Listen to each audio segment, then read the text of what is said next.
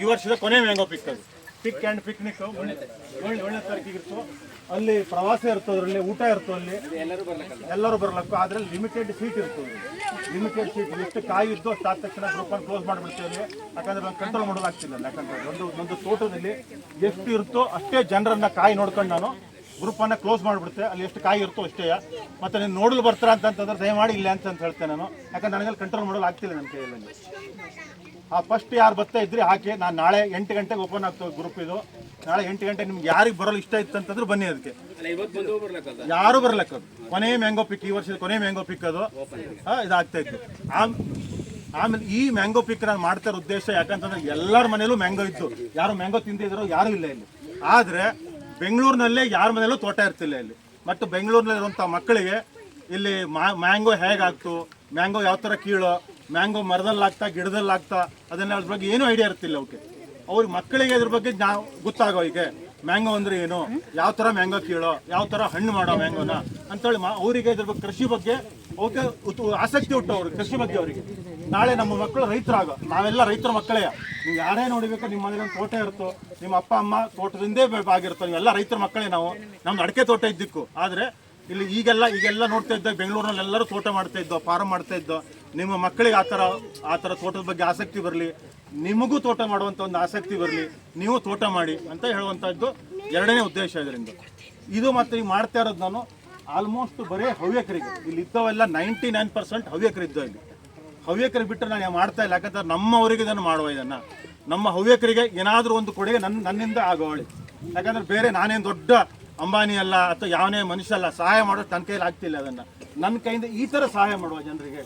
ನಿಮ್ಗೆ ಒಳ್ಳೆ ರಾಸಾಯನಿಕ ಇಲ್ಲದೆ ಇರುವಂಥದ್ದು ಒಂದು ಮ್ಯಾಂಗೋ ತಿನ್ನಿಸುವ ನಿಮಗೆ. ಯಾಕಂದರೆ ಎಲ್ಲೇ ನೀವು ಹೋದ ಅಂತಂತಂದ್ರು ನಿಮಗೆ ಕೆಮಿಕಲ್ ಆಗಿರುವಂಥದ್ದೇ ಸಿಗ್ತದೆ. ನಿಮಗೆ ಎಲ್ಲ ಕಡೆ ಕೆಮಿಕಲ್ ಹಾಕಿರುವಂಥದ್ದು ಸಿಗ್ತದೆ. ಇಲ್ಲಿ ನೀವೇ ಪಿಕ್ ಮಾಡಿರ್ತೀರಿ. ಇದನ್ನು ನೀವೇ ಪಿಕ್ ಮಾಡಿ ಮನೇಲಿ ತೊಗೊಂಡೋಗಿ ಹಣ್ಣು ಮಾಡಿ ಅದನ್ನು ತಿಂತ್ರಿ. ತುಂಬ ಟೇಸ್ಟಿಯಾಗಿರ್ತವೆ. ನೀವು ಗ್ರೂಪಲ್ಲಿ ಇದ್ದೋ ನೋಡಿರ್ತೀರಿ. ಹಣ್ಣು ತುಂಬ ಟೇಸ್ಟ್ ಇರ್ತವೆ. ಹಣ್ಣು ತಿನ್ನಿ ಅದನ್ನು. ಮತ್ತು ಇದನ್ನು ಮೂರನೇದಾಗಿ ಇದನ್ನು ಯಾವ ಥರ ಕೀಳೋ ಅಂತಂತಂದರೆ ಎಲ್ಲರಿಗೂ ಇಲ್ಲಿ ಸುಮಾರು ಜನರಿಗೆ ಗೊತ್ತಿದ್ದಕ್ಕೂ ಸುಮಾರು ಜನರಿಗೆ ಗೊತ್ತಿಲ್ಲದೆ ಇರಲಿಕ್ಕೂ ಮ್ಯಾಂಗೋನ ನೀವು ಅದನ್ನು ಈ ಕಡೆ ಕಟ್ ಮಾಡಿ ಕೀಳೋದನ್ನು ಈ ಕಡೆ ಹಿಂಗೆ ಮಾಡೋ. ಎಲ್ಲ ನೋಡ್ಕೊಳ್ಳಿ. ಮ್ಯಾಂಗೋನ ಈ ಕಡೆ ಕಟ್ ಮಾಡೋ.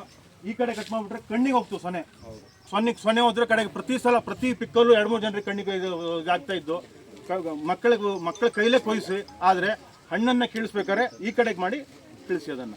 ಇಲ್ಲಿ ಮುಂದಕ್ಕೆ ಮಾಡಿ ಹಣ್ಣು ಕೀಳಿದನ್ನು. ಈ ಗಿಡದಲ್ಲಿರುವಂಥದ್ದು ಎಲ್ಲದೂ ಬೆಳೆದ್ದು, ಯಾವುದು ಕಾಯಿ ಇಲ್ಲ ಅಂತಂತಿಲ್ಲ. ಎಲ್ಲದೂ ಕಾಯಿ. ಇದನ್ನು ಸ್ವಲ್ಪ ಸಣ್ಣದಿದ್ದು ಸ್ವಲ್ಪ ದೊಡ್ಡದಿದ್ದು ಕಾಯಿ ಅದನ್ನು ಅಷ್ಟೇ. ನಿಮಗೆ ಎಷ್ಟು ಬೇಕು ಕಿತ್ಕೊಂಡು ಹೋಗಿ. ನಿಮಗೆ ಏನಾದರೂ ಕಡಿಮೆ ಆಯ್ತು ಅಂತಂತಂದರೆ ನಾನು ಇಲ್ಲೇ ಇದ್ದೆ, ನನಗೊಂದು ಹೇಳಿ ನನಗೆ ಕಾಯಿ ಕಡಿಮೆ ಆಯ್ತು ಅಂತ ಹೇಳಿ ಇನ್ನೊಂದು ತೋಟ ಇದ್ದು ಕರ್ಕೊಂಡು ಹೋಗ್ತೇನೆ ನಾನು.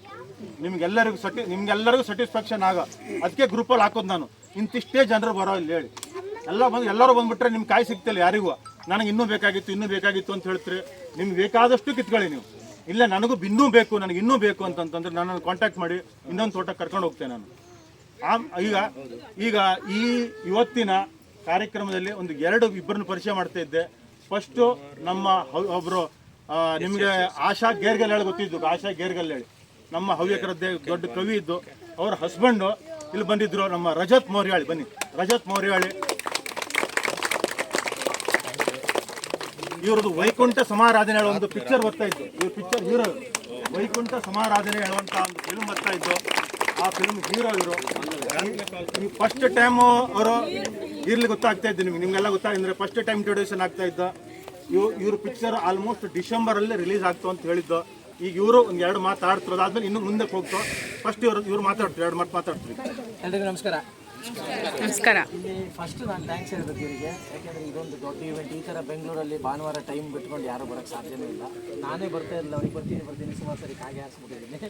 ಸೊ ಬರೋದು ಭಾಳ ಕಷ್ಟ. ಅಂಥದ್ರಲ್ಲಿ ಇಷ್ಟು ದೊಡ್ಡ ಇವೆಂಟನ್ನ ಅವ್ರು 150 ಜನ 200 ಜನ 500 ಜನರವರೆಗೆ ಫೋಟೋ ಹಾಕಿದ್ದು ನಾನು ನೋಡಿದ್ದೀನಿ. ಅಷ್ಟು ಒಳ್ಳೆ ಆರ್ಗನೈಸ್ ಮಾಡೋದು ತುಂಬ ಕಷ್ಟ. ಒಂದನೇದಾಗಿ.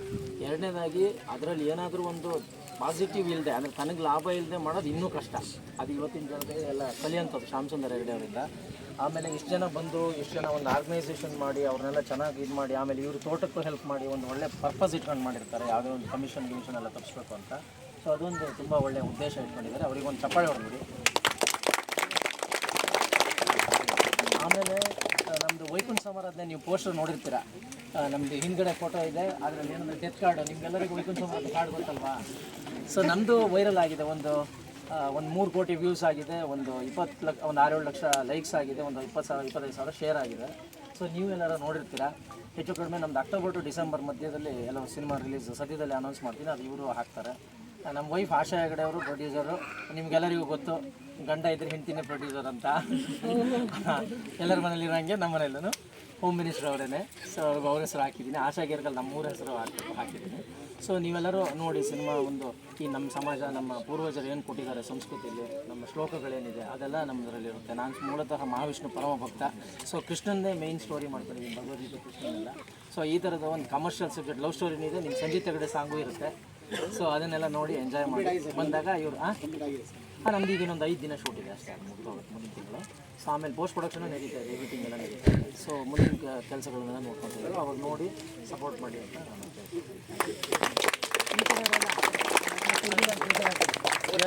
ಎಲ್ಲರೂ ನಮ್ಮವರಿದ್ದಕ್ಕೆ ಎಲ್ಲ ಫಿಲ್ಮ್ ನೋಡಿ, ಫಸ್ಟ್ ಡೇ ಫಸ್ಟ್ ಶೋ ನೋಡಿ, ನಿಮ್ಮ ರಿವ್ಯೂ ಕೊಡಿ. ಈಗಲೇ ಹೇಳಿರ್ತೇನೆ ನಾನು, ಇಲ್ಲಿ ಮುಂದೆ ಸುಮಾರು ಪ್ರಮೋಷನ್ ಆಗ್ತು. ಫಸ್ಟ್ ಟೈಮು ನಿಮ್ಗೆಲ್ಲ ಇಂಟ್ರೊಡಕ್ಷನ್ ಮಾಡ್ತಾ ಇದ್ದೆ.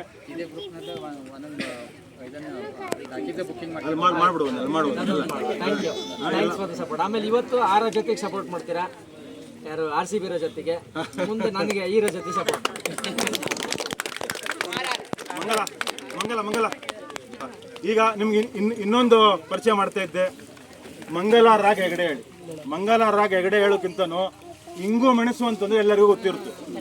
ಇಡೀ ನಮ್ಮ ಕರ್ನಾಟಕ ಇಂಡಿಯಾದಲ್ಲಿ ಫೇಮಸ್ ಆಯ್ದು ಇಂಗು ಮೆಣಸು ಅಂತಂತಂದ್ರೆ ಮಂಗಲ ರಾಗ್ ಹೆಗಡೆ ಹೇಳಿ. ಆ ಥರದ್ದು ಇಂಗು ಮೆಣಸನ್ನ ರಾಶಿ ಮಾಡಿದ್ದೋದು. ಫಸ್ಟು ನನಗೆ ಬಂದಾಗ ಹೇಳ್ತು ಇದನ್ನು ಹೇಗೆ ಮಾಡೋ, ಅದನ್ನು ಯಾವ ಥರ ಮಾಡೋ ಅಂತ ಕೇಳಿದಾಗ ಸುಮಾರು KG ಗಟ್ಟಲೆ ಮಾಡಿದೋದು ಯಾರೋ ತಗತ್ವಿಲ್ಲ ಅದನ್ನು ಅಂತ ಬಂದ ಅಂತ ಹೇಳ್ತೋದು. ಆಗ ನಾನು ಹೇಳಿದೆ, ಒಂದು 100 ಗ್ರಾಮ್ ಇಡು, ನೀನು 150 ಗ್ರಾಮ್ ಇಡು, ಅಷ್ಟಿದ್ರೆ ಅವ್ರು ತಗತ್ತೋ ಅದನ್ನು ಅಂತ ಹೇಳ್ಕೊಂಡು ಆ 100-150 ಗ್ರಾಮಿಂದ ಸ್ಟಾರ್ಟ್ ಮಾಡಿದ್ದು. ಈಗ ಎಷ್ಟಾಗಿ ಮುಟ್ಟಿದ್ದು ಹೇಳಿ, ಅದೇ ನಿಮ್ಗೆ ಹೇಳ್ತು. ಈಗ 2 ನಿಮಿಷ ಮಾತಾಡ್ತೋದು. 500 kg ಸೇಲ್ ಮಾಡಿದ್ದು ಇಂಗು ಮೆಣಸು. 500 kg ಮಾಡಿ ಮನೆಯಿಂದ ಮಾಡ್ತಾ ಇದ್ದು. ಈಗ ಇನ್ನೊಂದು ಪ್ರಾಡಕ್ಟ್ ಮಾಡ್ತಾ ಇದ್ದು ಅದನ್ನು ಹೆಲ್ಪ್. ಈಗ ಎಲ್ಲ ಸ್ಯಾಂಪಲ್ ತಂದಿದ್ದೆ ಅದರದ್ದು ಇಲ್ಲ ಇಂಗು ಮೆಣಸು ತಂದಿದ್ದೆ ಅಲ್ದ. ಇಂಗು ಮೆಣಸು ಯಾವ ಥರ ಇರ್ತೇಳು ಅಂತದ್ದು ಒಂದು ಟೇಸ್ಟ್. ಆಮೇಲೆ ಅದ್ರ ಹತ್ರ ಮಾಡಿ ನೀವು ಟೇಸ್ಟ್ ಅದನ್ನು ಮಾಡೋದಟ್ಟಿಲೆ. ಇದ್ರ ಮಗಳು ಪ್ರಾಂಜಲ ಸುಮಾರು ಸೀರಿಯಲಲ್ಲೂ ಆ್ಯಕ್ಟ್ ಮಾಡ್ತಾ ಇತ್ತು. ಈಗ 2-3 ಸೀರಿಯಲ್ ಮುಂದೆ ಈ ಸೀರಿಯಲ್ಲೆಲ್ಲ ಮಾಡ್ತಾ ಇದ್ದು ನೋಡಿಕ್ಕು. ಈಗ ಮೊನ್ನೆ ಯಾವ್ದ್ರಲ್ಲಿ ಮಾಡಿದ್ಯಾ, ಇದು ಶಾಂತಂ ಪಾಪಮ್ಮಲ್ಲಿ ಇದ್ರದ್ದು 1-2 ಎಪಿಸೋಡ್ ಬಂದು ಕಾಣ್ತಿದ್ರಲ್ಲಿ. ಕೆಲವೊಂದ್ರಲ್ಲಿ ಮಾಡ್ತಾ ಇದ್ದು. ಒಳ್ಳೆ ಡ್ಯಾನ್ಸ್ ಮಾಡ್ತು. ನಿಂಗೆ ಏನಾರು ಇದಕ್ಕೊಂದು ಚಾನ್ಸ್ ಕೊಡು, ಅಲ್ಲಿ ಮುಗಿದ ಮೇಲೆ ಇದಕ್ಕೊಂದು ಏನಾರು ಒಂದು ಚಾನ್ಸ್ ಕೊಡು. ಮೇಡಮ್ ನಂಗೆ ಗೊತ್ತು, ಮೋಸ್ಟ್ಲಿ ಫೇಸ್ಬುಕ್ ಫ್ರೆಂಡ್ ಅಂತ. ಎಲ್ಲರಿಗೂ ಫೇಮಸ್, ಭಾಳ ಫೇಮಸ್. ಈಗ ಇಲ್ಲೇ ಏನಾಗಿತ್ತು ಅಂತಂತಂದ್ರೆ, ಇಲ್ಲಿ ನಾವು ಈ ತೋಟದಲ್ಲಿದ್ದು. ಈಗ ಈ ತೋಟದಿಂದ ಆ ಕಡೆಯಿಂದ ಒಬ್ಬರ ತೋಟ ಶುರು ಆಗ್ತು. ಅಲ್ಲಿ ಈ ತೋಟದ್ದು ನೀವು ಫಸ್ಟ್ ಖಾಲಿ ಮಾಡಿ. ಆ ಕಡೆ ತೋಟದ್ದು ಎಲ್ಲರೂ ಫಸ್ಟ್ ಖಾಲಿ ಮಾಡಿ ಆದಮೇಲೆ ಇನ್ನೊಂದು ತೋಟಕ್ಕೆ ಹೋಗ್ತೇವೆ ನಾವು. ಇಲ್ಲೇನಾಗ್ತು, ಇಲ್ಲಿ 2 ಜನ ಅಕ್ಕ ತಮ್ಮ ಇತ್ತು. ಅಕ್ಕ ತಮ್ಮ ಅಲ್ಲ, ಅಣ್ಣ ತಂಗಿ ಇತ್ತು. ಅಲ್ಲಿ ಫಸ್ಟ್ ತಂಗಿ ತೋಟ ಖಾಲಿ ಮಾಡಿ, ತಂಗಿ ತೋಟ ಖಾಲಿ ಮಾಡಿದ್ಮೇಲೆ ಅಣ್ಣನ ತೋಟಕ್ಕೆ ಹೋಗುವ ನಾವಲ್ಲಿ. ಫಸ್ಟ್ ಇದನ್ನು ಮುಗಿಸ್ಬಿಡು. ಯಾಕಂದ್ರೆ ನಿಮ್ದು ಆದಮೇಲೆ ನಿಮ್ದು ಏನೇನು ಕಾಯಿ ಇದ್ದು ಬೇಕಾದ್ರೆ ಈಚೆ ಇಟ್ಟುಬಿಡಿ, ಇಲ್ಲೇ ಇಟ್ಟೋಗಿ. ಅಥವಾ ನೀವು ಕಾರಲ್ಲಿ ಮಿಕ್ಸ್ ಮಾಡಿಬಿಡಿ. ಯಾಕಂದ್ರೆ ಇವರಿಬ್ಬರು ಬೇರೆ ಬೇರೆ ತೂಕ ಆಗ್ತದೆ. ಫಸ್ಟ್ ಈ ತೋಟ ಮುಗಿಸ್ಬಿಡಿ ನೀವು. ಈ ಕಡೆದಲ್ಲ, ಈ ಕಡೆ ಯಾರು ಕೀಳ್ಲಿಕ್ಕೆ ಹೋಗಬೇಡಿ. ಈ ಕಡೆ ಖಾಲಿ ಮಾಡಿ ಫಸ್ಟ್ ಅದನ್ನು. ಅದಾದಮೇಲೆ ಇನ್ನೊಂದು ಗೇಟ್ ಓಪನ್ ಮಾಡ್ಕೊ, ಅಲ್ಲಿ ಬೇಕಾದಷ್ಟು ಕಾಯಿ ಇತ್ತು ಮುಂದೆ ಎಲ್ಲ ಒಂದೇನು ಕಾಯಿ ಕೊಡಲಿ.